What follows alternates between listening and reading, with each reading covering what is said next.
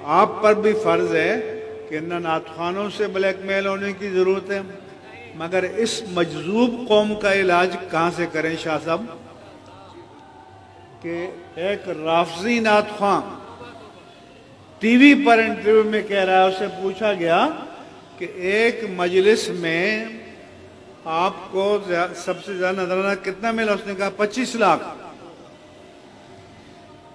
رافضی نعت خواں 25 لاکھ، تو 25 لاکھ میں تو ایک بہترین تعلیمی ادارے کا سال کا بجٹ آپ چلا سکتے ہو۔ تو اللہ کے رسول نے تو یہ کہا تھا کہ تم علم کو فروغ دو، تم قرآن مجید کی امانت کی حفاظت کرو، اور آپ نے عشق سمجھا نعت خوانوں پر نوٹ نچھاور کرنا۔ یہ کہاں سے آ گیا بھائی؟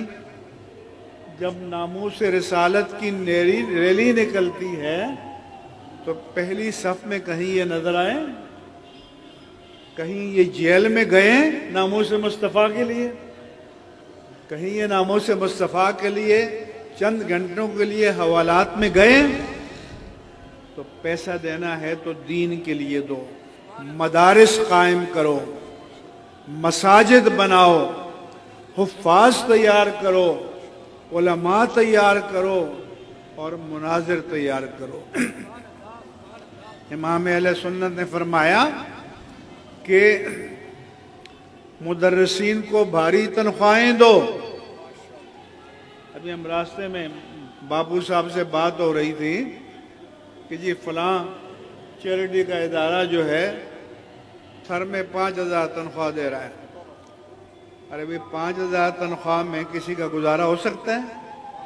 ہاں؟ تو نعت خوانوں پر ایک رات میں آپ 1000 لوٹائیں، اور جب پورا مہینہ مسند پر بیٹھ کر اللہ کے کلام کی تفسیر بیان کرے، اللہ کے رسول کی حدیث پڑھائے، اللہ کا دین پڑھائے، اس کو آپ 5,000 اور 10,000 اور 15,000 دو، تو پھر مجھے بتائیں کہ آرٹسٹ پیدا ہوں گے یا علماء پیدا ہوں گے؟ قوال پیدا ہوں گے یا علماء پیدا ہوں گے؟ اور ہمارا مقابلہ قوالی کے میدان میں نہیں ہے، علم کے میدان میں ہے۔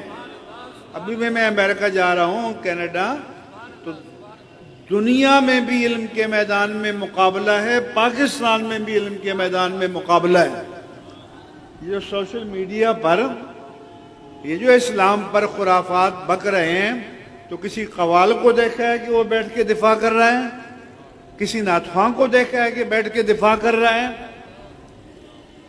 تو آپ کو عقل آنی چاہیے، آپ کو بتانا چاہیے کہ اللہ کے دین کی ترجیحات کیا ہیں۔ دوسروں کے ادارے دیکھو کہ ایکڑوں پر پھیلے ہوئے ہیں، اور یہاں چھوٹے چھوٹے ادارے چلانا مشکل ہو رہے ہیں۔ تو اس لیے اگر دین کی حفاظت کرنی ہے تو پھر آپ کو دینی مدارس، مساجد، مراکز قائم کرنے ہوں گے، اور ان کے ذریعے ہمارے دین کی بھی بقا ہے اور مسلک حق اہل سنہ والجماع کی بھی بقا ہے۔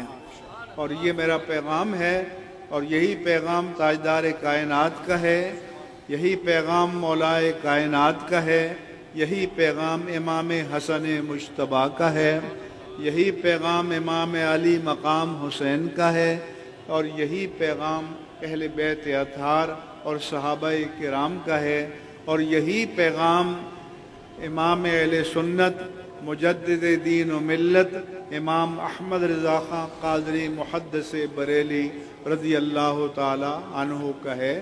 اور اس کو آپ عربی میں کہتے ہیں کہ عدو علیہ بالنواجذ، کہ داڑوں کے ساتھ مضبوطی سے پکڑ لو، اور یہ ہمارا مشن ہے، وما علیہ الا البلاغ المبین۔